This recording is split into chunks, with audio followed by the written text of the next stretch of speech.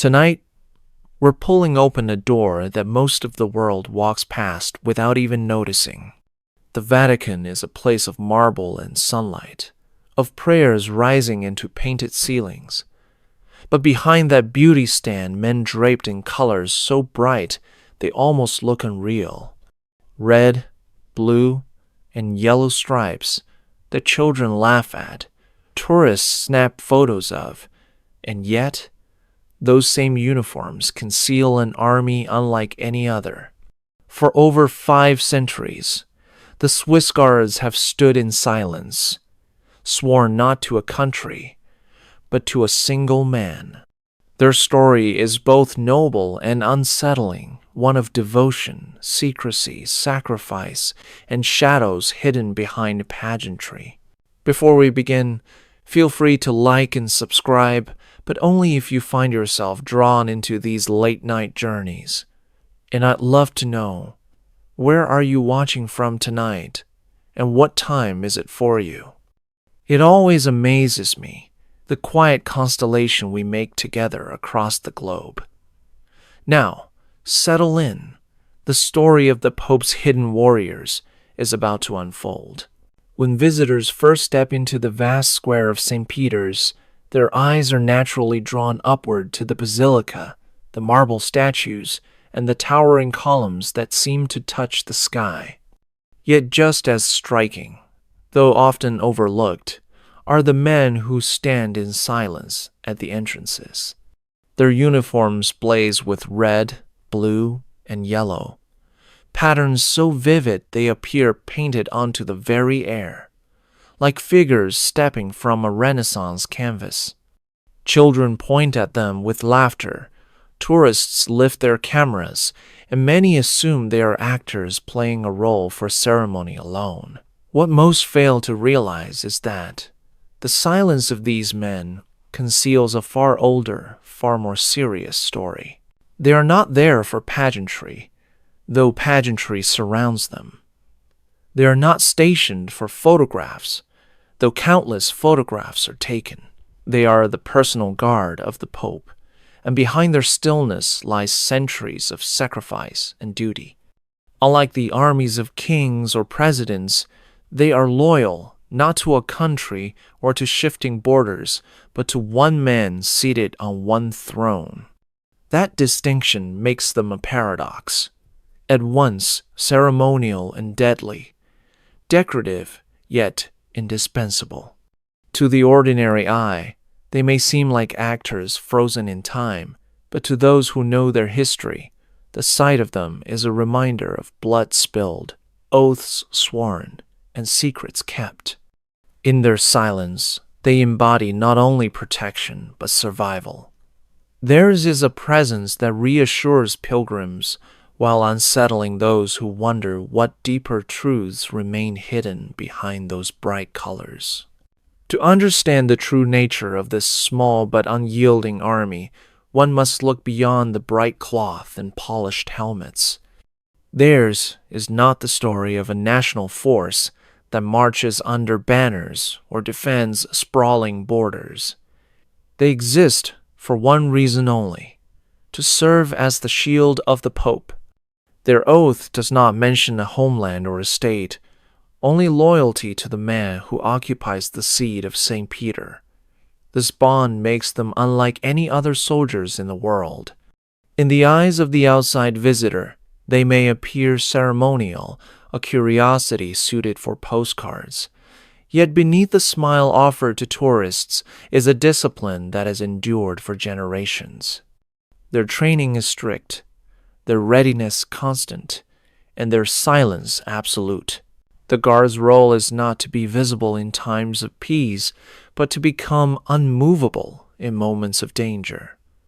Their loyalty is not abstract, it is personal, and this is what makes them formidable. An army built on patriotism can waver when politics change, but an oath carved into the soul of a man binds him in a way that no flag ever could. In their stillness, they embody centuries of continuity in a world that has changed countless times. They stand as living reminders that behind the walls of the Vatican, power is preserved not by grandeur alone, but by men who exist solely to protect its most vital figure. Every day, thousands of visitors walk through the open spaces of St. Peter's Square. They tilt their heads to marvel at statues of saints. They step cautiously across the stone pavement, and they raise their cameras to capture the enormity of the basilica. Amidst all this wonder, few pause to consider the silent figures who stand at the thresholds. These men are more than ceremonial ornaments. While tourists smile at their striped garments and children giggle at their plumed helmets, the guards themselves rarely shift or flinch. Their eyes scan the crowd with a quiet vigilance that most will never detect. The stillness is not accidental, but practiced, a skill sharpened over long hours of training. To the casual observer, they look like frozen statues placed for decoration, but every second of their duty is a calculation of risk. They see the movements of the crowd, they notice small details, and they are prepared to act when the moment requires. Their presence offers reassurance, a sign of tradition and continuity, but beneath the surface it carries a deeper weight. These men are not stationed simply to mark history. They are there to protect against threats, both seen and unseen. In a world where the Vatican represents not just faith, but immense influence, the importance of their task cannot be overstated. They are always ready, though rarely noticed, and in their silence lies a power that surpasses the pageantry of their uniforms. The story of this hidden army begins centuries ago, when the papal throne faced constant threats from rival states and ambitious rulers. The Pope at that time sought men who were not only skilled in battle, but also bound by a reputation of loyalty and fearlessness.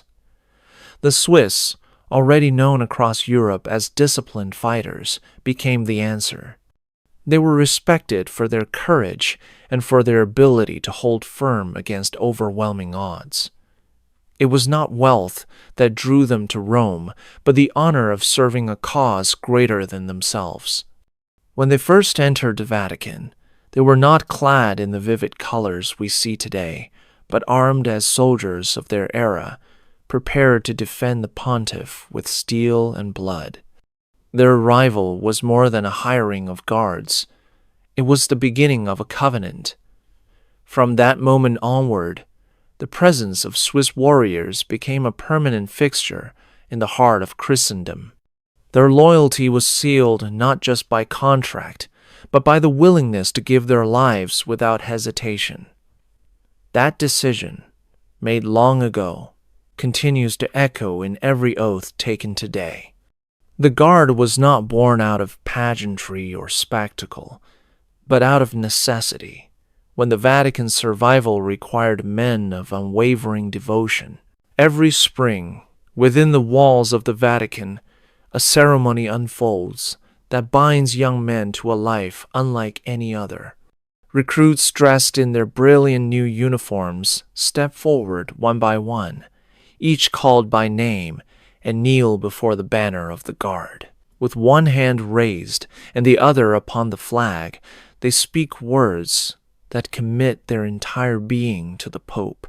The vow is not to a country, nor to a crown, but to serve with faith, loyalty, and obedience, even to the point of death.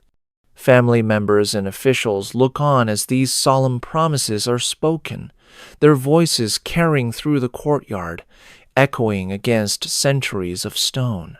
The ceremony may appear beautiful, but beneath the surface it is a reminder of the gravity of the role. These men know that they are pledging more than a career. They are promising silence, secrecy, and sacrifice. The moment their words are spoken, they are transformed from citizens of Switzerland into guardians of the Vatican. It is an oath that will follow them for the rest of their lives, even after their service ends. To break it is unthinkable. To honor it is to enter a tradition unbroken since the day the first swissguard swore the same pledge. In this ritual, the past and present meet, and the long line of men who stood before them seems to whisper approval from the shadows.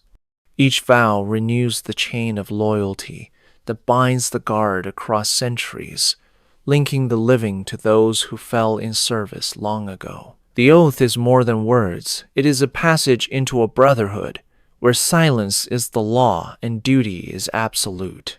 The true weight of the guard's oath was tested in one of the darkest moments of the Vatican's history, when Rome itself was overrun and violence swept through its streets. Soldiers stormed the city with fire and steel, intent on plundering its riches and seizing the Pope. The swissguard stood their ground at the steps of St. Peter's, forming a wall of bodies between the attackers and the men they had sworn to protect. Outnumbered beyond imagination, they fought with halberds, swords, and bare resolve, cutting down wave after wave, even as their own numbers dwindled. The blood that stained the cobblestones was not only their sacrifice, but the foundation of their enduring legend. While nearly all of them perished, their stand gave the Pope the time he needed to escape to safety, carried through hidden passages while their brothers fell. That day became etched forever into the memory of the Vatican and into the soul of the Guard itself. From then on, their identity was no longer that of hired soldiers, but of martyrs, whose loyalty had been proven by death. Every oath taken today is shadowed by that event, for it was the moment when the swissguard ceased to be ordinary protectors and became symbols of absolute devotion. The silence in which they now stand is not empty. It is filled with echoes of those who gave everything so the papacy might endure. Their blood turned the Guard into more than tradition. It turned them into guardians of survival itself. When people first encounter the Guard, it is often their uniforms that capture attention. Bright stripes of blue, red, and yellow cover the body, a design that seems lifted straight from a Renaissance painting. The ruffled collar, polished breastplate, and plumed helmet appear theatrical, almost too ornate for real protection. Many assume the clothing is for show, meant only to please the eye and add color to Vatican ceremonies. Yet each element carries a deeper weight. The uniform is a reminder of the Guard's origins, a tribute to the age in which they were first summoned to serve. It is both a costume and a symbol, marking the wearer as part of a brotherhood unlike any other. The halberd they carry looks like a relic from a forgotten battlefield, its heavy blade gleaming in the sun. To tourists, it may appear as little more than decoration, but to the Guard, it is an emblem of heritage. And while the halberd is rarely used in modern combat, its presence is a signal of readiness, a quiet warning hidden within ceremony. Beneath the layers of cloth and armor lies a man trained in modern tactics, fluent with firearms and strategies that remain unseen by the crowds. The uniform masks the reality, offering beauty on the surface while concealing the seriousness underneath. In this way, the Guard's clothing serves two purposes at once: to inspire trust and tradition in the faithful, while reminding those who know their history that appearances can be deceiving.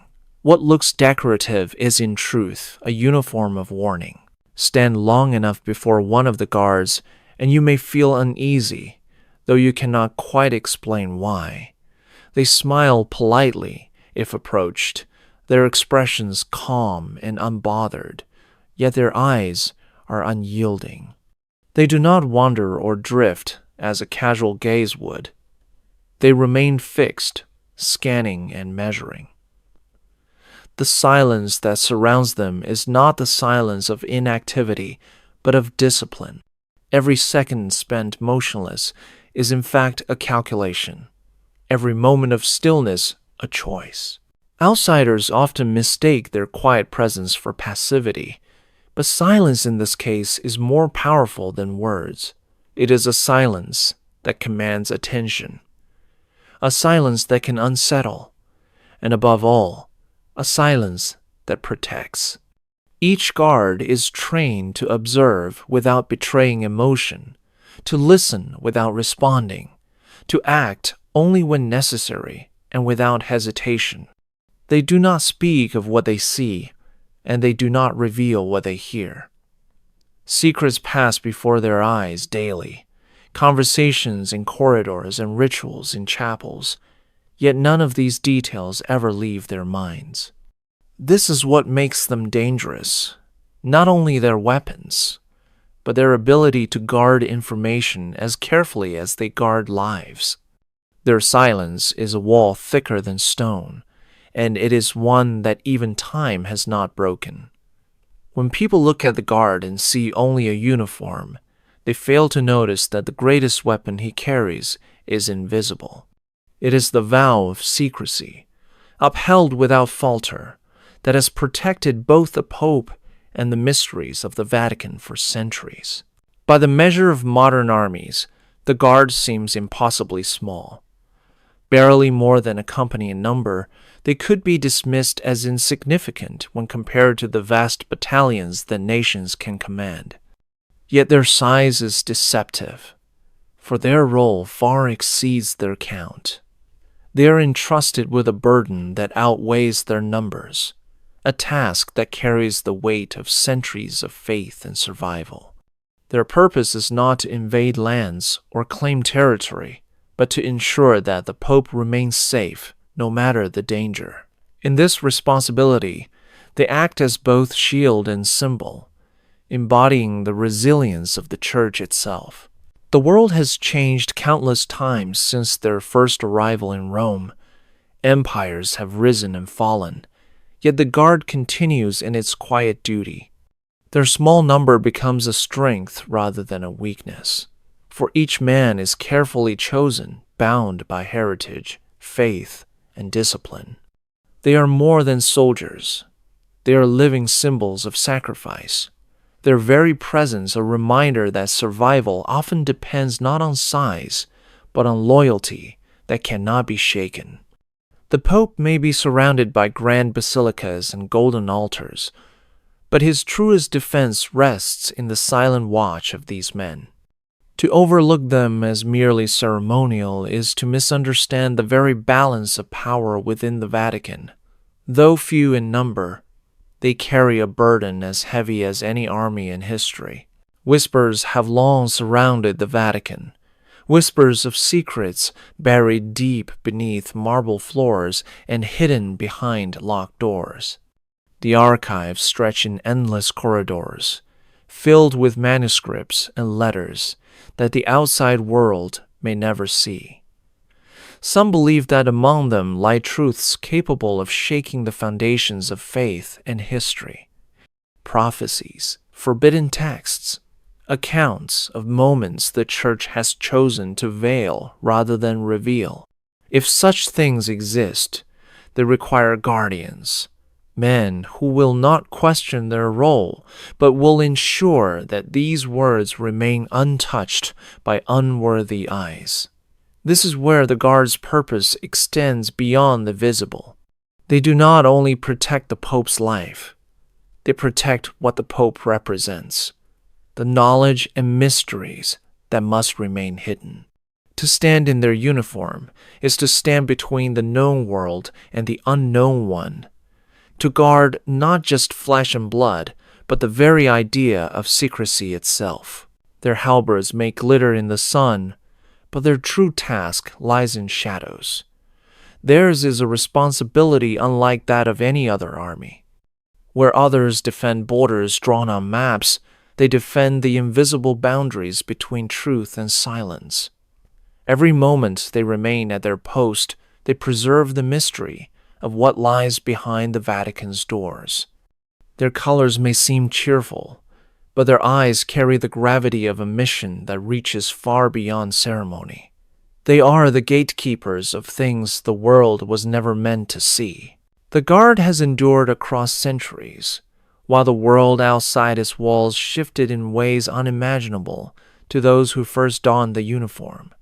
Kingdoms rose and fell, empires expanded and crumbled. New nations were born, and ideologies clashed. Yet through it all, the swissguard remained at their post. Their task did not change, their loyalty did not waver, and their oath was spoken anew by each generation that stepped forward. In an age when armies had been disbanded, reorganized, or absorbed into larger powers, the Guard's constancy is remarkable. Their survival is not by chance but by design, for the Vatican has always understood the value of tradition woven with strength. They are living proof that some institutions endure not because of size, but because of the depth of devotion that binds them. Their watch has been long and unbroken, stretching through eras of plague, war, and reform. They have seen popes crowned and laid to rest, witnessed political storms, and walked through corridors lit by both candle and electric light. They are, in many ways, a living thread connecting the past to the present, embodying continuity in a world defined by change. While armies of nations prepare for battles that shift with time, the Guard's single mission has endured without alteration: to protect the head of the Church and the secrets that surround him.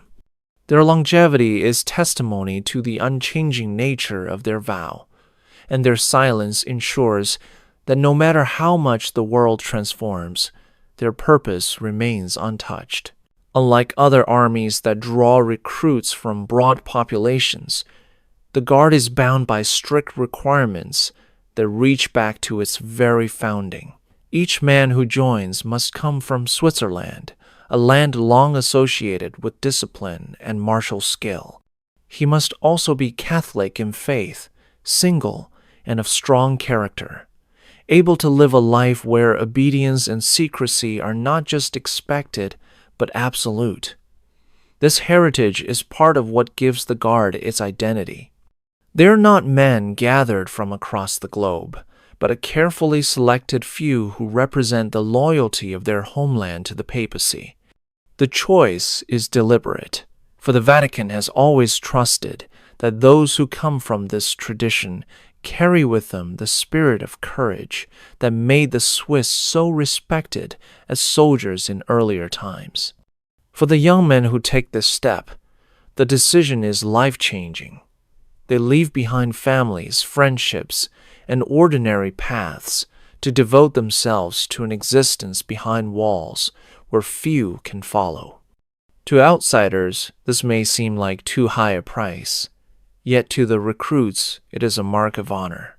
Service in the Guard places them in the long line of history, uniting them with those who stood centuries before. Though small in number, their shared homeland and faith form a bond that strengthens their unity. It is this careful selection, more than anything else, that explains how the Guard has remained steadfast for so long. They are not only soldiers, they are chosen inheritors of a tradition that continues unbroken. The walls of the Vatican are ancient and formidable, yet stone alone cannot guarantee protection. Behind the gates and marble columns lies a fortress within a city, but the true last defense has always been the Guard itself. In moments of peril, they are the wall that does not crumble, the line that does not retreat. Their duty is not limited to standing at entrances or greeting dignitaries, for when the danger comes closest, they become the barrier between life and death. Their presence at the Pope's side is both a comfort and a warning, a living shield ready to move the moment shadows grow too near. They train for what others hope will never happen: preparing themselves to be the final safeguard should every other defense fail. To watch them in stillness is to misunderstand their role, for the silence masks their readiness. They are not passive observers, but active protectors, waiting with discipline for the call that may one day require them to give everything. The guard has never been measured by the ground it can hold or the territory it can claim. Its value lies in this unshakable truth. When the last barrier is tested, they will not move.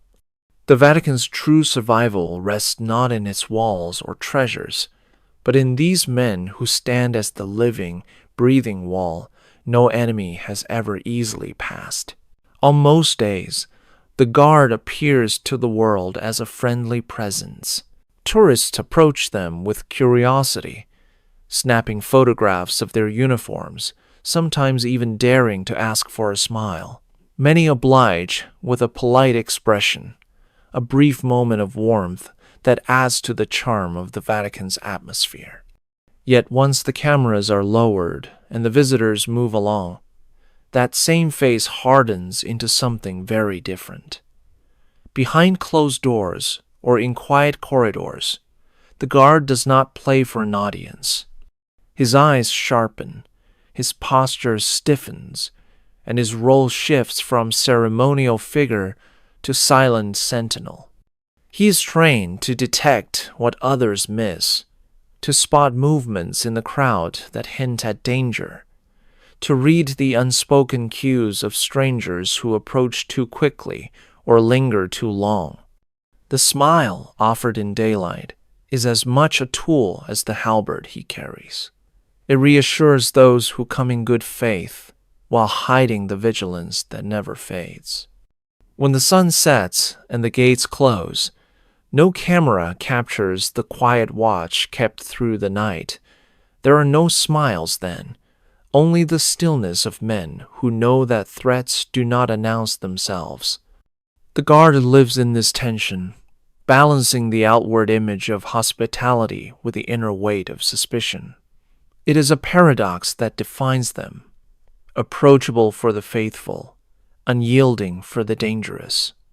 To mistake their smiles for softness is to overlook the steel that lies beneath. The halberd has long been the symbol of the guard, its sharp blade and heavy shaft evoking images of battlefields long past.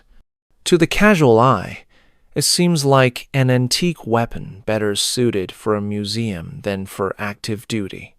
Visitors admire its design without realizing that the halberd represents far more than history.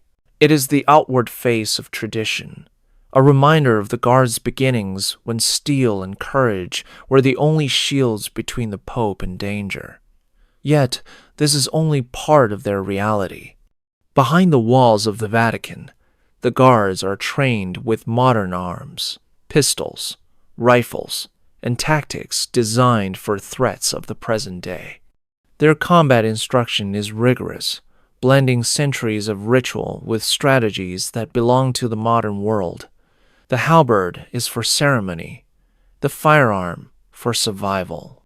This duality allows the guard to exist as both heritage and defense, preserving the image of timeless loyalty while remaining prepared for the challenges of today.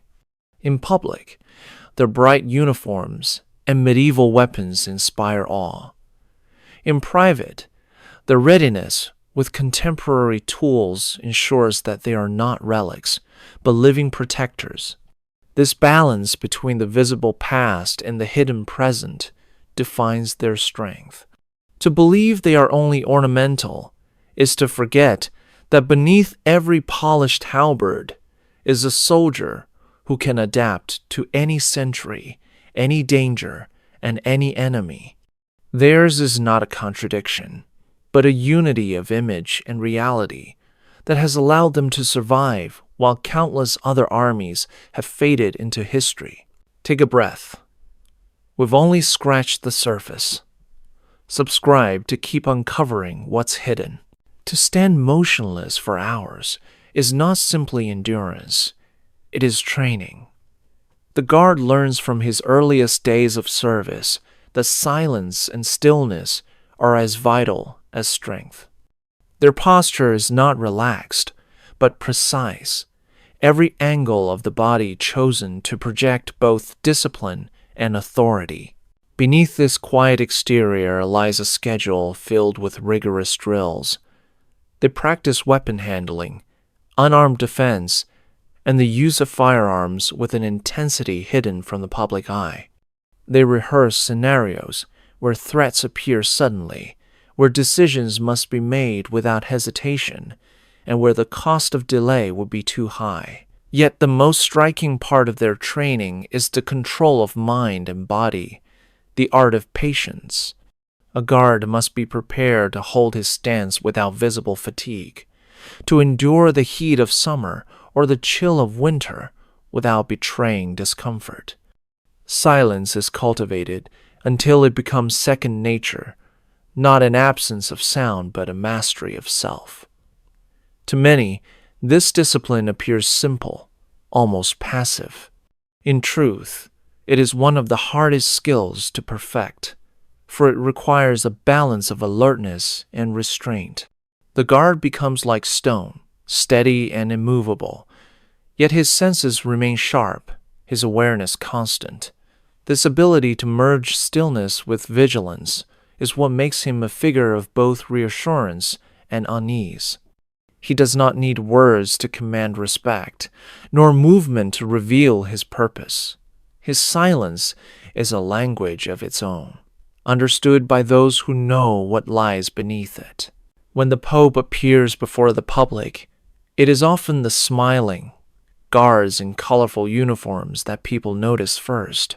They walk beside him, keeping step with every movement, their halberds gleaming under the sun. To the pilgrim, it may seem ceremonial, part of the ritual of papal presence. Yet in truth, these men are more than decoration. They are shadows woven into the Pope's every step, a living barrier between him and the crowd. Their eyes sweep across faces, their hands remain close to hidden weapons, and their minds stay fixed on the possibility of danger. Some guards remain visible, a reassurance to the faithful who gather to see their spiritual leader. Others fade into the background, their plain attire allowing them to blend unnoticed among attendants and clergy. Their role is to detect threats before they emerge, to stop danger before it reaches the Pope's side. This invisible layer of protection is as essential as the one that stands in plain sight. To serve in such a role requires more than strength. It demands composure, quick judgment, and an instinct for reading human behavior. A smile may cover their face for the crowd, but their thoughts are fixed on their task. They're both guardians and watchers, defenders of the body and keepers of the unseen. In these moments, their true duty becomes clear. They are not only there to stand at gates, but to follow the Pope wherever he goes, always near, always watchful, and always ready to act should danger step from the crowd. Beyond the courtyards where tourists gather, far from the eyes of cameras, the guards rehearse situations most will never imagine. In hidden rooms and secluded courtyards, they train for what may one day come without warning. They practice evacuations, learning how to move the Pope swiftly through secret passageways known only to a few. They run drills for attacks in crowds, learning how to form protective shields in seconds, or how to blend into the background until decisive action is needed. These rehearsals are not performed once and forgotten. They are repeated until every motion becomes instinct, until silence and speed combine into a single response. The Vatican's grandeur may give the impression of timeless serenity, but behind its walls is constant preparation. The guards know that danger rarely announces itself with clarity. It comes from the shadows, dressed in disguise, often hidden behind the smile of a visitor. That is why their training is not limited to weapons alone, but also includes judgment, awareness, and the ability to act without hesitation. These hidden drills are their true heartbeat. The quiet rhythm that keeps the guard alive is more than a symbol. To those who watch them stand still in the square, they may seem motionless, but in truth, they are men whose bodies and minds are prepared to move at a moment's notice. Their silence is not inaction, but a mask of readiness. The world will never see the full scope of their preparation, and that is the way it must remain. Inside the Vatican, where words carry power and silence often carries more, the guard has learned to communicate in ways outsiders rarely perceive. Their loyalty is not spoken in lengthy declarations, but shown in quiet obedience and subtle gestures. A look can signal readiness, a nod can move men into formation, and a single step can shift the balance of security without a word spoken. This language of loyalty is born out of necessity. In the presence of pilgrims, dignitaries, and clergy, there is no room for open commands that could reveal tension or alarm. Everything must remain calm, orderly, almost invisible. The guard masters the art of acting without breaking the surface appearance of peace. Their service becomes a conversation of eyes, posture, and timing, a silent dialogue shared only among those who wear the uniform. To the visitor, it looks like stillness, but to the guard, it is fluent communication. This quiet method reinforces the truth of their oath, which is to obey without hesitation, to act without question, and to preserve secrecy even in the smallest gesture. They live by discipline that does not require explanation. Theirs is not a loyalty defined by loud display, but by the invisible thread that binds them to one another and to the Pope. It is a bond that has outlasted centuries of conflict and change. In their silence lies a language far stronger than words, one that the outside world will never truly hear yet always feel when standing in their presence. Within the Vatican stand doors that few will ever touch, doors that guard the most restricted rooms and the most carefully hidden treasures. Some lead to archives filled with manuscripts that record the past in ways the world has never been permitted to see. Others conceal chambers holding relics venerated for centuries, objects that inspire devotion but also spark questions too dangerous to answer openly. There are vaults rumored to hold forbidden writings, documents locked away not for their fragility, but for the truths they might reveal if released. Access to these places is rare, controlled with precision, and even within the Vatican, not all are permitted entry. Yet the guards stand as those entrusted to keep watch over these thresholds.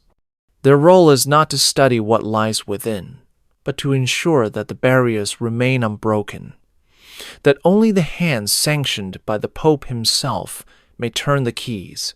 In this sense, the guard does not merely protect the Pope as a man, but also as the keeper of knowledge and history. Their silent presence before these doors reminds all who pass that the Vatican's greatest power is not only in its riches of gold or marble, but in its ability to safeguard what the world is never meant to uncover. The guards are the guardians not only of the living, but of secrets buried under stone and bound in silence. Every locked door they protect is a symbol of the unseen burden they carry. Legends have always surrounded the Vatican's archives, and over time they have grown into something almost mythical. Scholars and believers alike whisper of documents sealed away for centuries, records of councils and kingdoms, letters from rulers, and even writings that could alter how history is remembered. Some imagine prophecies preserved in ink, foretelling events the Church chose to guard rather than reveal. Others speak of forbidden manuscripts, too dangerous to release because they might challenge faith or authority. Whether such accounts are truth or exaggeration, the fact remains that the archives hold far more than ordinary records. Their sheer scale, stretching through countless shelves and hidden chambers, ensures that no visitor will ever see them in entirety. Only a few are granted access, and even then under strict limits. The guard's role is not to decide what should be hidden, but to ensure that what is hidden remains so. They stand as the silent barrier between rumor and revelation, the living wall that keeps mystery intact. It is not their place to question what they protect, only to fulfill the oath that binds them. In this way, the guards are more than soldiers of flesh and blood. They are guardians of silence itself. Without them, the archives would not be feared or respected as they are. With them, the vaults remain a source of endless speculation, their secrets safely locked away. The mystery endures not just because the documents are hidden, but because the men who guard them never speak. The swissguard has always lived within a paradox. To the world beyond the Vatican walls, they appear ceremonial, figures preserved from a distant past, their bright uniforms drawing smiles and admiration. To the Pope and to those who understand their true role, they are indispensable, the last line of protection and the silent witnesses to history. Their identity is therefore divided. They must embody tradition while also preparing for dangers of the present age. This dual existence makes them difficult to define. Some see them as living symbols of loyalty, a reminder that faith is safeguarded not only by prayer, but by discipline and vigilance. Others see in them a more unsettling truth, for an army that does not march for a nation but for one man is unlike any other. They are a paradox of color and shadow, ceremony and secrecy. To history, they are the puzzle that refuses to be solved, surviving where other forces have faded, serving where others would question, and enduring in silence while the world speculates. Their very existence challenges how armies are understood, for they are not defenders of borders or conquerors of land, but protectors of one figure and the unseen weight he carries. This contradiction is not a weakness, but the reason they have endured. The guard is at once tradition to reassure the faithful and secrecy to protect the unseen. Their role is simple yet impossible to measure. In every uniform that catches the light of the Roman sun lives a story far deeper than appearance. The true strength of the guard is not only found at the open gates or in the crowded squares where visitors pass.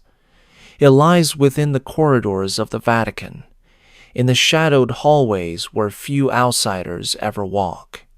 These passages echo with centuries of decision and secrecy, lined with doors that conceal rooms of council, chambers of ritual, and vaults of hidden record.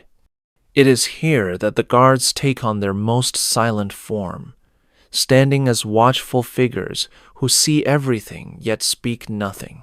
They are present at meetings where politics and faith intersect, where the fate of nations may be discussed under frescoed ceilings. They stand near archives that hold stories untold, and near chapels where ceremonies unfold away from the gaze of the world. Their presence is steady, but never intrusive. They do not ask questions, nor do they share what they witness beyond those walls. Yet their silence is not empty. It is the silence of guardianship, the knowledge that they are the eyes of an institution that depends on secrecy as much as it does on tradition. The corridors of the Vatican are not ordinary passageways, but arteries carrying the lifeblood of history, and the guards are stationed within them like sentinels who ensure nothing disturbs the flow. While the world outside sees color and spectacle, the guards inside are shadows, their quiet steps echoing through stone that has seen centuries of whispered truths. In these corridors, they're not symbols but shields, and their silence becomes the strongest wall of all. Most armies are tied to the soil of their homeland, bound by flags, languages, and governments that rise and fall with time. The Swissguard is unlike any of them. Their oath is not sworn to Switzerland, nor to any earthly ruler, but to the Pope alone. It is a vow that transcends politics, one that cannot be undone by shifting alliances or new borders. This absolute loyalty makes them unique in the history of military service.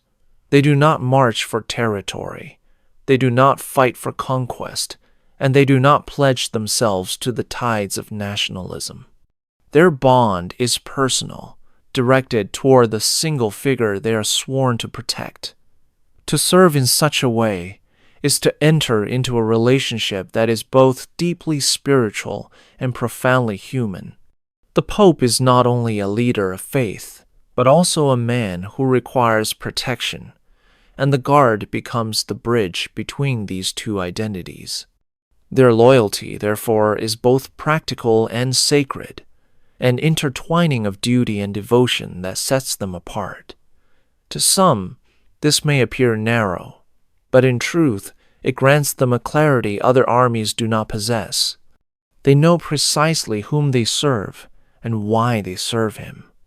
This certainty is what allows them to endure through centuries of change without losing purpose. Their devotion is not scattered across political ideals, but focused entirely upon one role that has remained constant since their founding. In this way, their loyalty without nation has become their strength, a singular commitment that outlasts the uncertainties of the world outside. To wear the uniform of the Guard is a privilege few will ever know, for the path into its ranks is narrow and demanding. Only young men from Switzerland may apply, and even then, not all are accepted. Each candidate must be Catholic, a man of faith as well as discipline, for their service is not only physical, but spiritual. They must be unmarried, prepared to give their full devotion without distraction, and willing to live within the tight order of Vatican life. Height, health, and character are measured carefully, ensuring that only those fit in body and steadfast in mind may be chosen. The process is not only about strength or skill, but about trust, for these men are destined to stand within the most secret places of the Church. Every recruit knows that by stepping forward, he is surrendering part of his former life. He will leave behind ordinary routines, friendships that fade with distance, and the chance at a common path. In return, he joins a lineage that stretches back through centuries, a brotherhood defined by loyalty and sacrifice. To many families, this calling is an honor, though it carries with it the weight of absence and the risk of danger. The Vatican asks for nothing less than complete dedication, and those who accept become more than guards in colorful uniforms.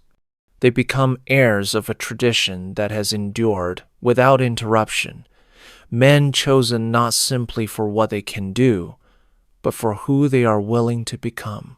Let that one sink in. When you're ready for the next mystery, hit subscribe. Life behind the Vatican walls is unlike anything the young recruits have known before. Once accepted, they step into a world that is part monastery, part fortress, and part community of its own.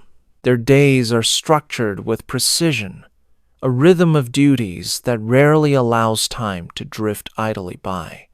Mornings may begin with formation and assignments, followed by hours of standing guard at posts where thousands of visitors pass each day. Meals are taken in common halls, simple but nourishing, a reminder that service requires both strength and discipline.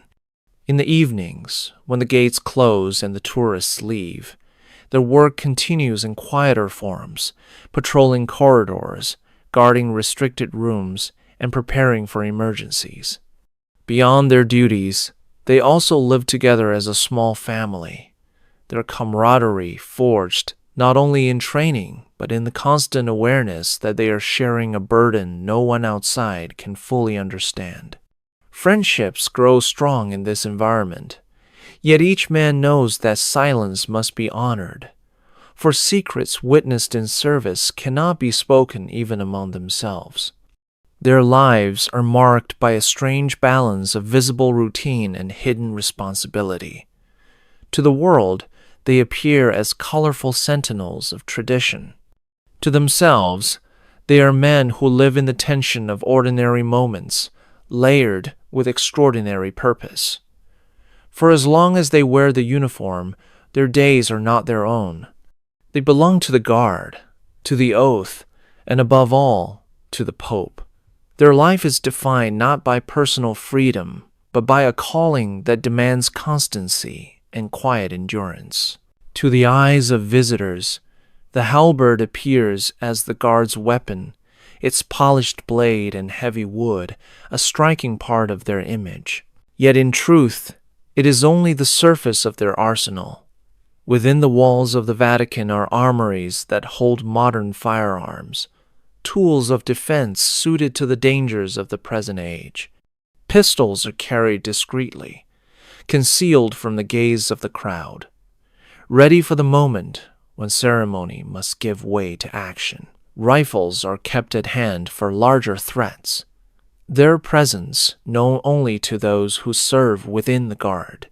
The halberd is for tradition, the firearm for survival, and together they reveal the double life of the guard. One face is presented to the public, reassuring and steeped in history, while the other remains hidden, efficient, and deadly. This contrast is not a contradiction, but a deliberate design. It allows the Vatican to maintain its aura of timeless continuity while ensuring that its protectors are not relics of a past age. Every guard is trained to use both the weapon that symbolizes his lineage and the ones that defend against modern danger.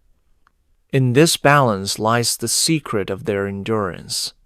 They are guardians of heritage as much as guardians of life, defenders who remind the world of their history while quietly preparing for threats that may arise without warning. The halberd glitters for the faithful, but the pistol ensures that faith itself can endure another day. Among the many disciplines drilled into the guard, none is more central than the art of silence. From the moment a recruit swears his oath, he accepts that certain things can never be spoken outside the walls of the Vatican. He learns to observe without comment, to hear without reply, and to witness without ever revealing. Silence is not treated as absence, but as a weapon, sharpened through habit and necessity. The guard's duty requires him to stand near the highest offices of the Church, to overhear discussions that may shape nations, and to guard rituals that few outside will ever glimpse.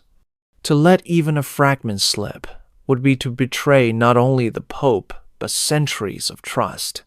This discipline extends beyond words. A guard learns to mask his expression, to let neither surprise nor recognition show on his face. He becomes a man who can walk among secrets without leaving a trace of what he has seen. The longer he serves, the more silence becomes part of him, until it feels less like a command and more like his nature. Even when his service ends, the oath does not fade. Former guards carry their silence into civilian life, living with memories they will never share. It is this invisible restraint that makes them so formidable. Weapons can defend against threats in the open, but silence defends against dangers hidden in words. In every guard who stands at a post, quiet and unshaken, the discipline of silence is as strong as steel. Beyond their drills and ceremonies, the guards carry with them a body of knowledge passed quietly from one generation to the next. It is not written in books, nor displayed in public, but preserved through spoken word and lived memory. Older guards share stories with the younger, lessons drawn from experiences they themselves cannot record or reveal beyond trusted ears. These stories include accounts of dangers faced in crowds, attempts at intrusion, or moments of unrest that were resolved before the world ever knew they had occurred. They also carry fragments of tradition, the reminders of those who fell in defense of the Pope, and the details of rituals that remain hidden to outsiders. This oral chain binds them as firmly as their oath, connecting the living with the dead and ensuring that no part of their past is forgotten. It is a quiet education, one that reinforces vigilance and loyalty, teaching each man that his service is part of something larger than himself. These whispered accounts become both warning and inspiration, reminders of what has been endured and what may still return. While archives hold the written history of the Vatican, the Guard itself holds the lived history of its protection.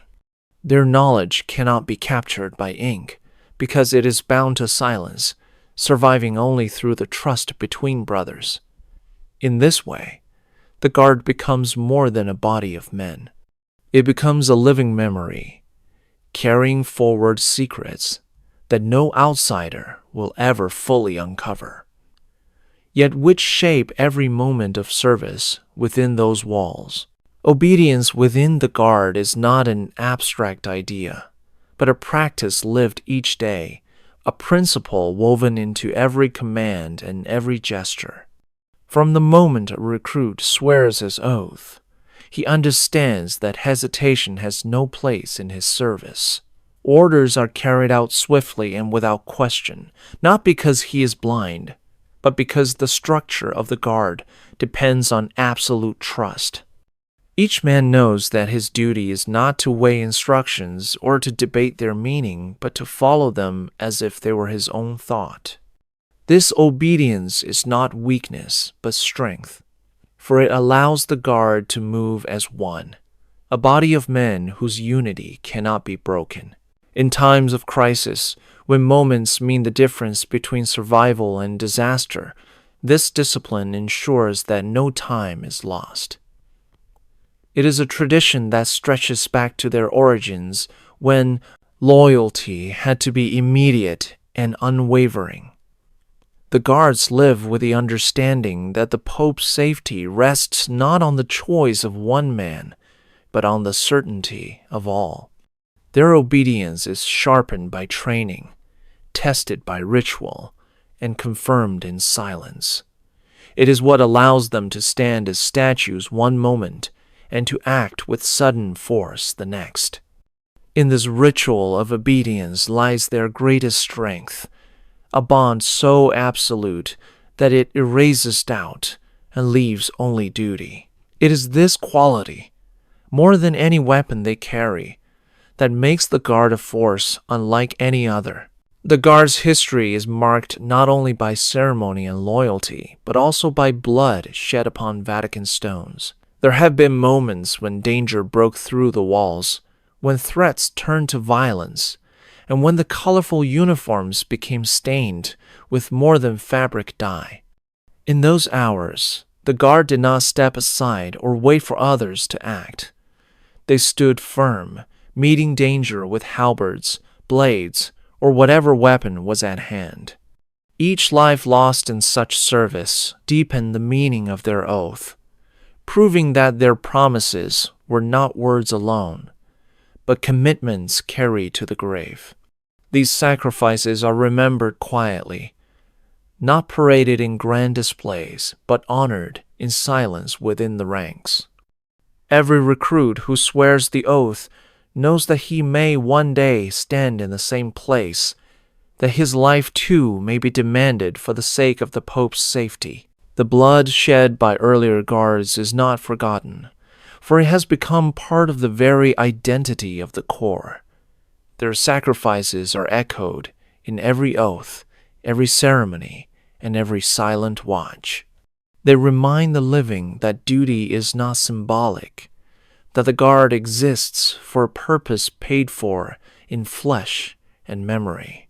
The stones of the Vatican have seen many processions, but they have also witnessed battles that history records with reverence. The legacy of blood binds past to present, a reminder that their loyalty has been tested and proven, and that those who wear the uniform today walk in the shadow of those who gave everything. To many visitors, the guard's smile appears simple, a gesture offered politely to soften the austerity of their stance. Cameras capture these moments, turning them into souvenirs of a Vatican visit, reminders of a day spent in the heart of Rome. Yet those smiles are never careless, for they are as carefully rehearsed as the drills and ceremonies that define their service. A smile reassures pilgrims who come in faith, calming crowds who gather in awe before the basilica. At the same time, it conceals the vigilance that never fades. Behind that expression is a mind sharply aware of movement, sound, and the shifting energy of the crowd. The smile is not weakness, it is a mask, one that allows the guard to remain approachable while continuing to guard with unwavering attention. To mistake it for friendliness alone is to overlook its function as part of discipline. The guard does not reveal emotion, does not betray thought, and does not allow expression to break the calm they must project. In this way, the smile becomes both shield and signal, an outward sign of welcome that hides an inner readiness. For the guard, it is no different than the halberd in hand or the armor on the chest. It is a tool, a weapon of calm, designed to keep peace while vigilance carries on unbroken. Tourists may leave believing they shared a light-hearted moment, yet the guard never leaves his post, never lowers his guard, and never stops the watch that continues behind every smile. Not every guard who takes the oath ends his service in the same quiet way it began. Some fade into civilian life, carrying with them only the memories they can never share. Yet there are others whose stories simply vanish, men who seem to disappear from record, their paths obscured by silence. Whispers tell of guards who were called to assignments that reached beyond the ordinary duties of watching gates and standing in courtyards. Once sent, they did not return to the public eye, their names spoken only in fragments among those who served beside them. Whether these accounts are truth or rumor, the effect is the same, a sense that the guard's responsibilities extend further than what the world is shown. In an institution where secrecy is valued above all, such disappearances are rarely explained. The uniform is turned in, the name is left unspoken, and the silence grows heavier. Families may know little, perhaps only that their son completed his service and did not wish to discuss it further. To those within the guard, these vanishings are not surprising. They are simply another shadow cast by an oath that binds them to silence beyond their years in Rome. What becomes of such men may never be fully known, but their absence itself becomes part of the mystery that surrounds the guard. Each figure who fades without explanation adds another layer to the legend, reminding the world that behind the bright colors lies a force whose reach is longer and whose silence is deeper than anyone will ever fully grasp. From time to time, rumors surface suggesting that the guard's duties extend well beyond the Vatican walls. Stories circulate of missions abroad, moments when their loyalty was tested not in the courtyards of Rome, but in distant places where the Pope's influence reached. Some accounts hint at assignments to safeguard sensitive documents, to escort figures of importance, or to intervene quietly in matters too delicate for public forces. None of these tales are ever confirmed, yet the silence of the Vatican often fuels belief rather than dispels it. The idea that the guard might serve in secret beyond their visible role only deepens their mystery. If true, it would mean that their loyalty demands not just presence at the Pope's side, but readiness to follow his authority wherever it might lead.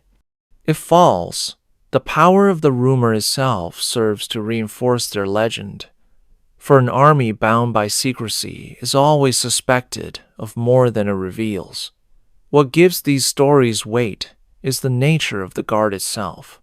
Their silence, their absolute obedience, and their history of sacrifice make them the perfect candidates for tasks that must remain hidden. The absence of proof is not enough to erase the possibility, and perhaps that is the point. Whether the guard's reach has extended far beyond Rome or not, the whispers keep the world watching them with cautious curiosity. Their strength lies as much in what is unknown as in what is seen, and the possibility of secret missions ensures that the guard's image will always be larger than their number. Hidden beneath the grandeur of the Vatican are passages few outside its walls will ever know. These escape routes were built to ensure that, in moments of crisis, the Pope could be moved swiftly and safely away from danger. Some are narrow corridors carved into ancient stone. Others are stairways winding into darkness, their exits leading beyond the walls and into the city itself. The swissguard is entrusted with the knowledge of these paths, studying them until every turn and shadow is memorized. Their training includes rehearsals where the Pope is guided along these routes, learning how to protect him while moving in silence through confined spaces. For the guard, these passages are not relics of the past, but part of living strategy, ready to be used if the need arises. To pilgrims, the Vatican appears a place of unshakable strength. Yet these tunnels remind the guard that survival has often depended on secrecy rather than force. The escape routes stand as symbols of the balance between power and vulnerability, and the guards who know them understand that protection is not always about standing firm. Sometimes it is about retreat, about preserving life so that faith itself can continue. Their duty is not only to fight, but to ensure that the Pope lives to lead another day. These secret corridors are rarely spoken of, but they exist as part of the guard's silent knowledge, a reminder that their loyalty demands not just courage in battle, but wisdom in withdrawal. Within the guard, words are often unnecessary. Years of training allow them to communicate with little more than the movement of eyes or the smallest shift in posture. A brief glance can alert another to danger. A subtle nod can direct movement, and even the placement of a hand on a weapon can carry meaning. This quiet language is not written down, nor is it taught through manuals, but absorbed through daily service and constant awareness. It allows the guard to act in unison without disturbing the calm atmosphere that surrounds the Pope. To outsiders, it seems as though nothing has changed. The line of guards remains still, their faces expressionless. Yet beneath the surface, signals pass between them as swiftly as spoken orders. This method is as vital as any weapon. For in a world where the slightest panic could ripple through a crowd, control and composure are everything. The guard must remain both alert and invisible, guiding one another without ever drawing notice. This ability is more than skill. It is a reflection of their oath. Just as they are bound to silence in speech, so too are they bound to silence in command. Their discipline is revealed not in words, but in the unity of their movements, a harmony that speaks louder than voices ever could. In their watchful eyes lies the language of loyalty, one understood only by those who wear the same uniform and carry the same vow. A pause is good. But the secrets don't stop here. Subscribe and stay close. There's a striking contrast between the image the guard presents and the reality hidden beneath. To the crowds gathered in the square, they stand with halberds in hand, dressed in colors that seem borrowed from another century. It is a vision that reassures pilgrims and entertains tourists, an image of continuity that links the present to the Renaissance. Yet beneath the vivid cloth lies a very different truth. Many guards carry modern pistols concealed under their uniforms, weapons ready to be drawn should danger break through the peace of ceremony. The halberd is a symbol of tradition, a reminder of their history, but the pistol is the tool that ensures their mission survives in the present. The two together create a paradox, one face for the public and one for necessity. It is not deception but deliberate balance. The guard must embody history, while also preparing for threats that history could not imagine. When they stand in the sun, they look like living relics, but the weight of modern metal rests close to their side. The public will never see both at once, but both exist, bound together in the same figure. To understand the guard is to see beyond appearance, to recognize that their role has never been about pageantry alone. They are protectors cloaked in color, guardians of faith who walk with one foot in the past and one in the present. The duty of the guard is not limited to watching the crowds that fill St. Peter's Square or guarding the gates that open into the city. Their vigilance extends inward, into the very heart of the Vatican itself. Within those walls, the greatest danger has not always come from outside.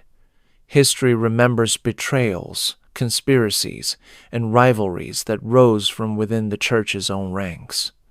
The guard is therefore tasked not only with protecting the Pope from strangers, but also with watching those who stand closest to him. Every visitor, every official, every servant who passes near the papal chambers is under their silent scrutiny.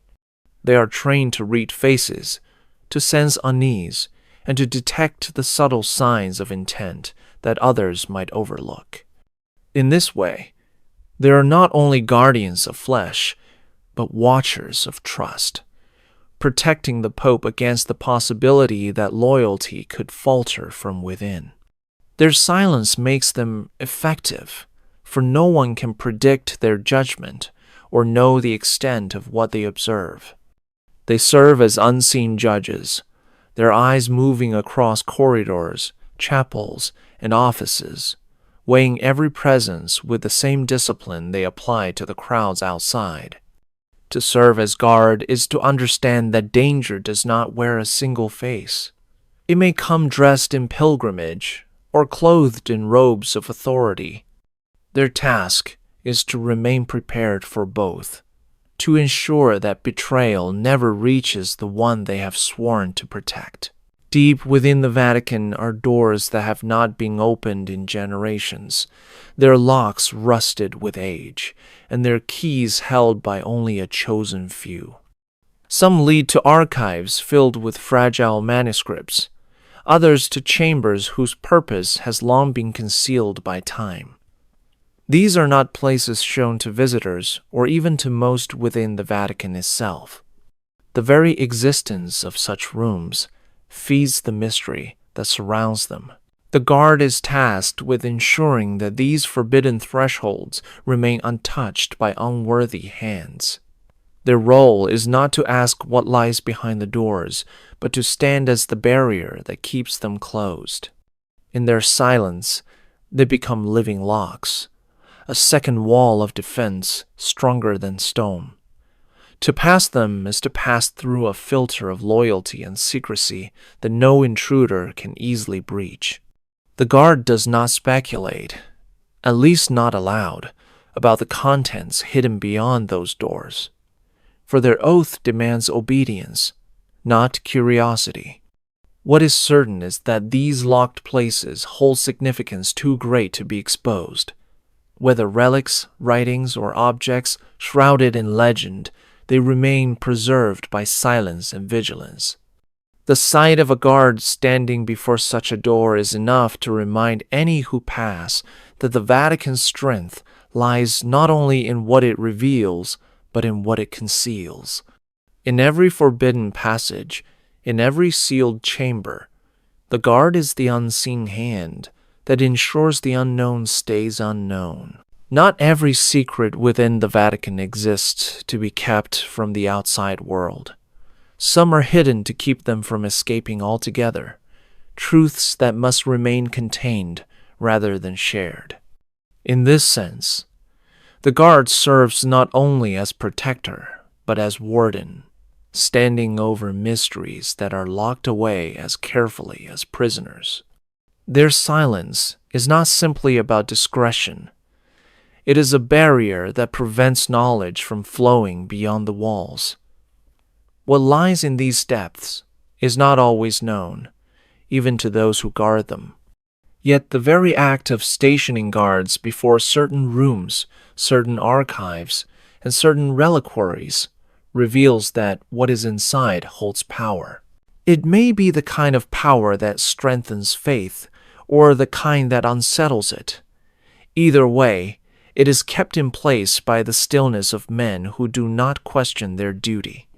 The guard's role is to ensure that what the Vatican has chosen to contain never slips free, that words, objects, or memories meant to be hidden remain where they are.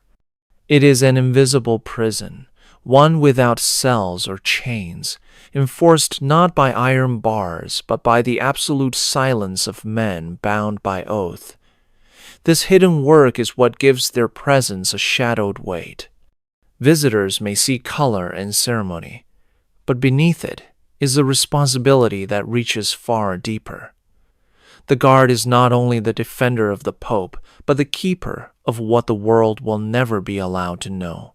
Every recruit who steps forward to join the guard inherits not only a uniform and a weapon, but also the weight of centuries. It is a burden unlike any other, for it is not measured in battles fought or victories won, but in the unbroken chain of loyalty that stretches back through generations. To serve is to become part of a living history, to stand in the same places where others once fell, and to swear the same oath that has carried through time unchanged. The world beyond the Vatican may forget, but the guard does not. Each man who joins feels the presence of those who came before him, their memory etched into the stones beneath his feet. The responsibility is immense, for he is not only protecting the Pope of his day, but also honoring the sacrifice of every guard who gave his life in years past. This continuity shapes his service, reminding him that he carries more than his own duty. He carries the legacy of a brotherhood that has endured plagues, wars, betrayals, and reforms, always emerging intact. The burden of centuries is not a chain that drags them down, but a mantle that lifts them higher, holding them to a standard few others could meet. To be part of the guard is to accept that your actions are never yours alone. They are part of a story still being written, a story that must remain worthy of the sacrifices already made. While other armies answer to generals, kings, or elected leaders, the swissguard answers to one voice alone. Their chain of command is simple in structure, but absolute in authority. At its end stands the Pope, whose word is not to be questioned but obeyed as final law. This direct line of loyalty makes the guard unique. They are not subject to shifting parliaments or divided councils, nor are they swayed by the politics of nations. Their obedience is focused entirely on the will of the pontiff, a bond that combines both spiritual devotion and military discipline. To some, this may appear limiting, but it grants the Guard a clarity unmatched by other forces. They are not drawn into disputes of state, nor distracted by ambitions of conquest. Their mission is fixed, and their loyalty is sharpened by its singular nature. When the Pope speaks, his command becomes their action, and in this unity they find their strength. This relationship is not impersonal. To the Guard, the Pope is both leader and charge, a figure who embodies faith yet also carries human vulnerability. Their service to him is not only to a throne but to the man who occupies it, binding them in a role that is both sacred and practical. This obedience has endured for centuries, surviving shifts in governments and upheavals in politics. The Guard remains steadfast because their allegiance is not tied to the world beyond the Vatican walls, but to the single voice that commands them from within. Each day for the Guard begins not with ceremony, but with duty at the gates. From morning until night, they stand watch as pilgrims, priests, and dignitaries stream in and out of the Vatican. Their presence offers reassurance, yet their purpose goes far deeper than a welcoming smile. Every face is measured, every gesture observed, and every moment weighed against the possibility of threat. To the thousands who pass, the Guard may seem no more than silent decoration, but to those who serve, each second is an exercise in discipline. They endure the heat of Roman summers and the chill of winter without betraying fatigue, their stillness a mark of vigilance rather than ease. Though their post may appear monotonous, their awareness never fades. They must be ready to move instantly, should the calm shift into danger. The day begins with this watch and often ends the same way, a cycle repeated without complaint, because it is not routine but calling. For the Guard, the gate is more than an entrance. It is a boundary between the world outside and the sacred life within. To stand at that threshold is to embody the role they were sworn to, guardians of the Pope and keepers of the silence that protects him. Each shift, though it may seem ordinary to the passerby, is in truth a continuation of centuries of vigilance. Faith is not a requirement lightly added to the Guard's service. It is woven into the fabric of their duty. Each man who joins is not only a soldier, but a believer, and within the Vatican walls, that belief becomes both shield and anchor.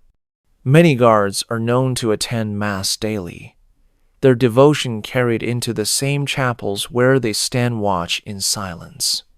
The act of confession is a frequent part of their lives, not only as a ritual of faith, but as a release for the weight they carry. In those quiet moments behind the screen, they may speak of burdens too heavy for one man to hold alone, unspoken memories of what they have witnessed or guarded. The confessional becomes a place where secrecy and conscience meet, where silence is preserved but souls are unburdened. For them, faith is not separate from their work, but the very reason they endure it. The discipline of prayer strengthens the discipline of service, binding them more firmly to their oath. To stand in defense of the Pope is not seen as only military duty, but as an act of devotion to the Church itself. In this blending of faith and service, the Guard finds the resolve to carry responsibilities that might otherwise crush them. It is not just the steel of weapons or the strength of training that sustains them, but the belief that their sacrifice holds meaning beyond the temporal world. Rest your mind, you've earned it. But when the next veil lifts, be here, subscribe. The history of the Vatican is filled not only with prayers and processions, but with betrayals that came from where they were least expected. Enemies have not always stormed the gates or shouted their intentions in public squares. At times, they have approached in silence, dressed as pilgrims, priests, or servants. Within these walls, even those who appear loyal can become threats, and it is for this reason that the guard remains watchful not only of strangers, but of those who seem closest. Betrayal is a shadow that lingers through history, reminding the Vatican that power attracts both devotion and envy. The guard has long been the counter to this danger, their presence a constant measure against deceit. They know that treachery can walk in robes as easily as in armor, and that a smile may conceal a hidden blade. Their vigilance is not confined to crowds, but extends into chapels, offices, and halls, where trust must be weighed carefully. This responsibility adds a heavy layer to their duty, for it requires judgment without prejudice, suspicion without cruelty, and readiness without hesitation. They cannot afford to assume innocence, nor can they act rashly. They must balance faith in their fellow men with the certainty that betrayal has struck before and may strike again. In this balance lies their strength. They are not only guardians of the Pope's body, but also of his trust, ensuring that deceit never walks too near without being seen. The guard exists because betrayal has existed, and their silence is the answer to voices that once sought to break the church from within. For every guard who swears the oath, silence is not simply part of duty. It becomes a lifelong weight, carried far beyond the end of service. Families who send their sons to Rome often celebrate their honor, proud that they serve in such a visible and ancient tradition. Yet those same families rarely know the full truth of what their sons have seen, heard, or endured within the walls of the Vatican. Letters home are polite, simple, and careful, stripped of detail and often written in generalities. The young man who once spoke openly now answers questions with brevity, avoiding subjects that once would have been shared easily. This is not coldness, but necessity. The guard's oath binds him long after he removes the uniform, and so he learns to live with silence as second nature. Secrets are carried in the heart, becoming burdens no one else can share. Even when reunited with friends, when surrounded by those who trust him most, there remains a part of his life that will never be spoken aloud. It is not only great mysteries or hidden relics that remain sealed, but also smaller things, moments of danger that passed unnoticed by the public, whispers heard in corridors, and ceremonies that unfolded in guarded rooms. Over time, these fragments accumulate, layering upon one another until they become a weight that shapes the man himself. Some find strength in their silence, seeing it as part of their faith. Others carry it with quiet heaviness, marked by the things they cannot say. The price of silence is not measured in coins or medals, but in distance that grows between the guard and the world he once knew. It is a sacrifice rarely recognized, yet it is as real as the watch he kept at the gates. In silence, he protects not only the Pope, but also the mysteries of the Church. And in silence, he must live the rest of his days. To an outsider, the guard can appear almost theatrical, their uniforms like costumes, and their halberds like props. Crowds see them standing still beneath the Roman sun and assume they are part of a grand performance meant to decorate the Vatican's timeless stage. Yet those who mistake this for theater fail to see the discipline that lies beneath.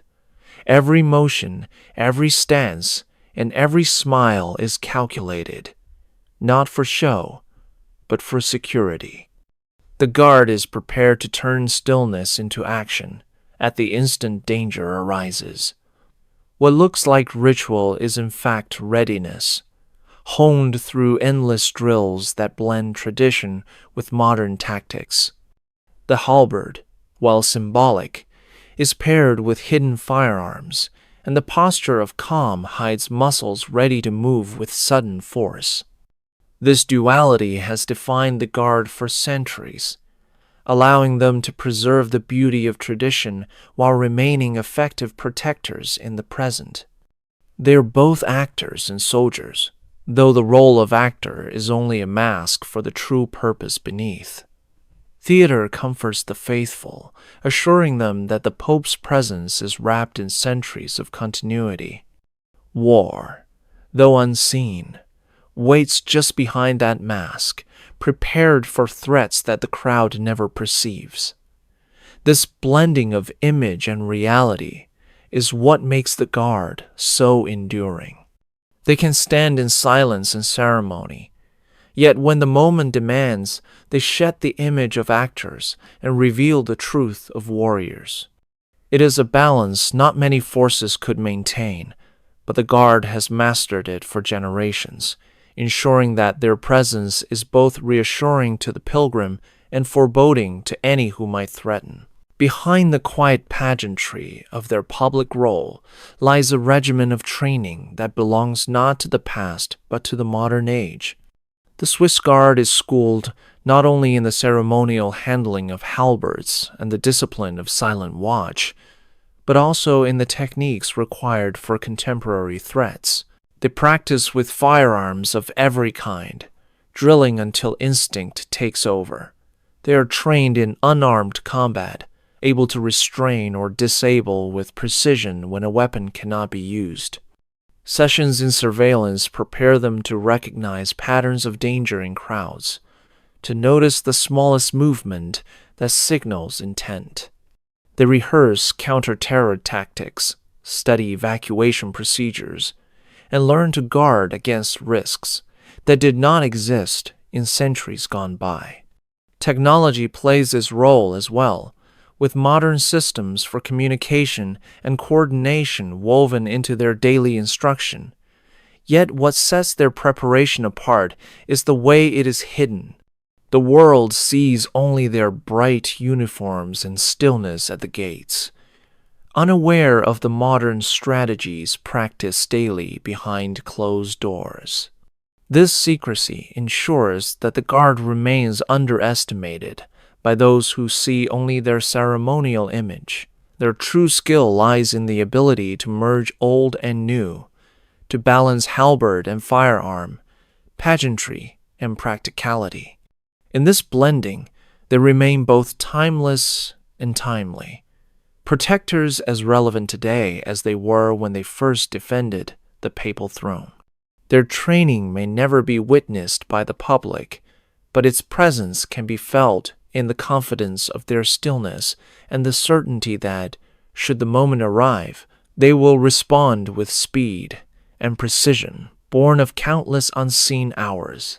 The image of the guard carries meaning that reaches far beyond their physical duties. To pilgrims arriving from every corner of the world, their bright uniforms are a sign of continuity, a living reminder that the Vatican endures through centuries of change. Their presence reassures the faithful that the Pope is never alone, watched over not only by heaven, but also by men sworn to protect him with their lives. To skeptics, the same image sparks curiosity, for the guard appears both out of time and out of place, blending medieval pageantry with whispers of hidden power. To the Vatican itself, the guards are more than decoration. They are survival, an essential line of defense that secures not only the Pope's safety, but the authority he represents. This symbolism gives the guard a role that is as much spiritual as it is practical. They embody loyalty in visible form, standing as an example of service carried out without complaint or hesitation. Every step they take, Every watch they hold becomes part of the story the Church tells about endurance and devotion. At the same time, their silence reinforces mystery, hinting at truths that cannot be seen or spoken. In this duality, they achieve something rare. They are both open symbol and hidden force, both reassurance for the pilgrim and warning for the enemy. To misunderstand them as either one or the other is to miss their true significance. They are both at once, and it is this paradox that has kept them vital across the centuries. Each year, when new recruits step forward and place their hands upon the banner of the Guard, the chain of loyalty is renewed. This ritual is more than ceremony, for it connects the living directly to those who came before. Every oath spoken in the courtyard echoes the words once spoken centuries earlier, binding the present to the past in unbroken continuity. The guards who take this vow understand that they are not beginning something new, but joining something already eternal. They become part of a brotherhood whose identity has never been interrupted, whose service has endured while empires rose and vanished beyond the walls of Rome. The ritual itself is marked by dignity, attended by family members, officials, and clergy, who witness the moment a young man becomes a custodian of history. Yet behind the dignity lies the gravity of sacrifice. For the oath is not only to serve faithfully, but to serve unto death if called upon. This weight is accepted freely, for the guard knows that the uniform he wears is not his alone. It belongs also to those who stood before him, those who fell defending the Pope, and those who kept their silence long after their service ended. Each new oath strengthens the chain, making it impossible to separate one generation from the next. In this renewal lies the heart of the Guard's endurance. They do not survive through numbers or power, but through the constant reaffirmation of a vow that no time has yet broken. Among the many duties entrusted to the Guard, none carries more symbolic weight than the possession of keys. These keys are not ordinary, for they open doors to chambers few men are ever allowed to see.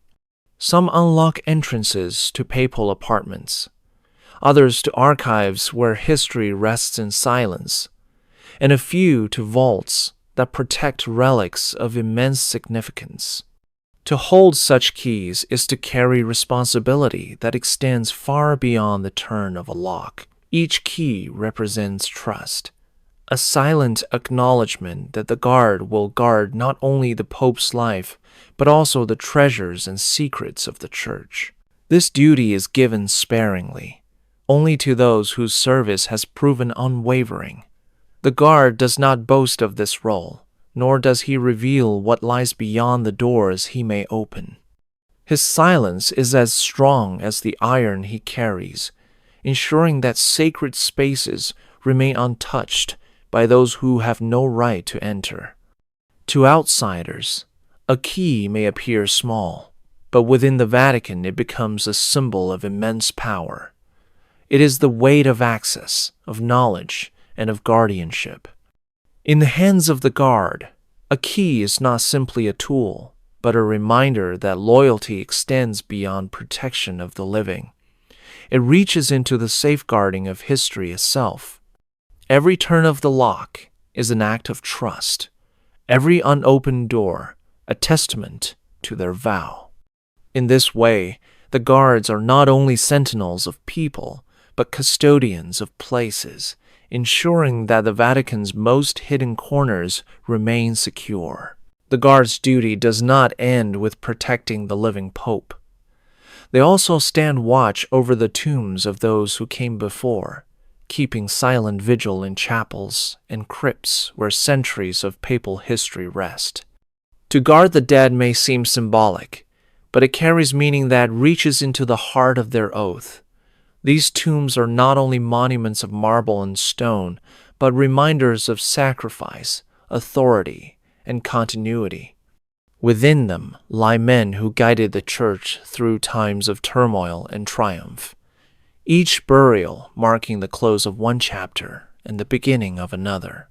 The guard's presence at these resting places ensures that respect is upheld, that no intrusion disturbs the sanctity of these spaces. Their silence becomes part of the prayerful atmosphere, binding the reverence of the faithful to the duty of protection. In this role, the guards stand as links between past and present, bridging centuries with their watchful presence. To pilgrims who kneel before papal tombs, the guard is a symbol of solemn respect. To the Vatican, they are assurance that even in death, the legacy of leadership remains undisturbed.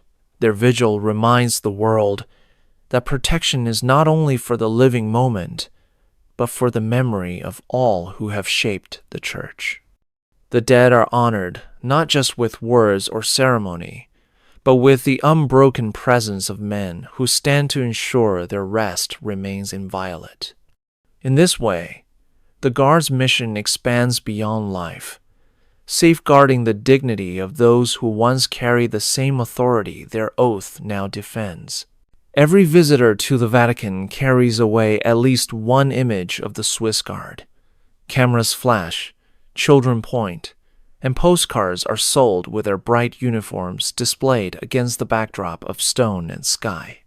These photographs often capture a guard, smiling, his posture proud yet approachable, his expression calm.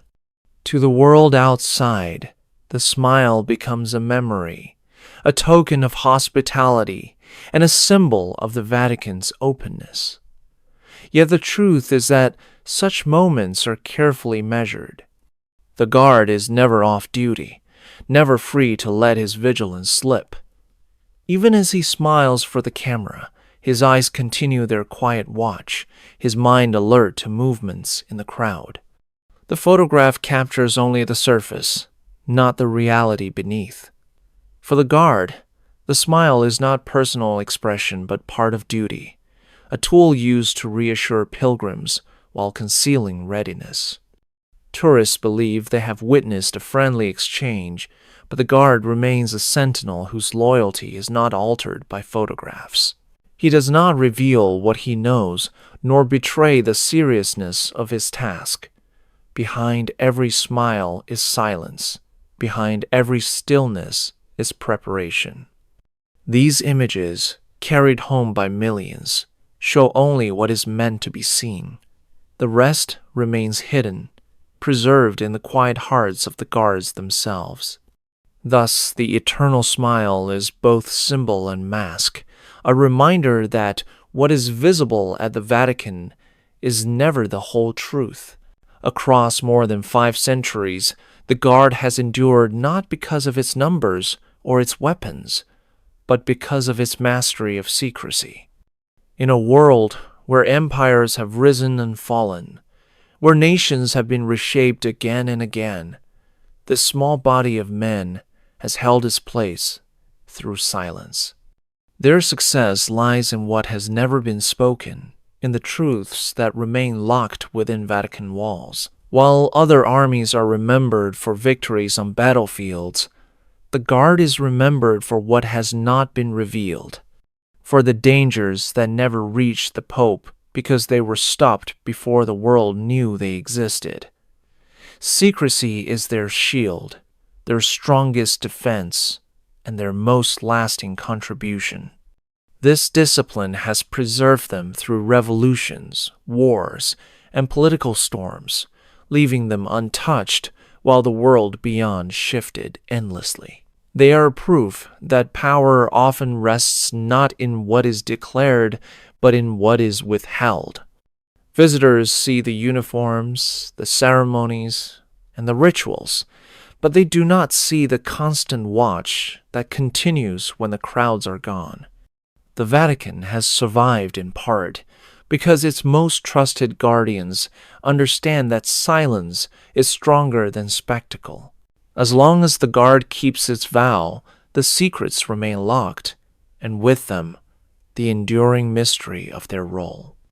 Their survival is not an accident, but the result of centuries of discipline, the quiet certainty that some truths are never meant to leave the walls they guard.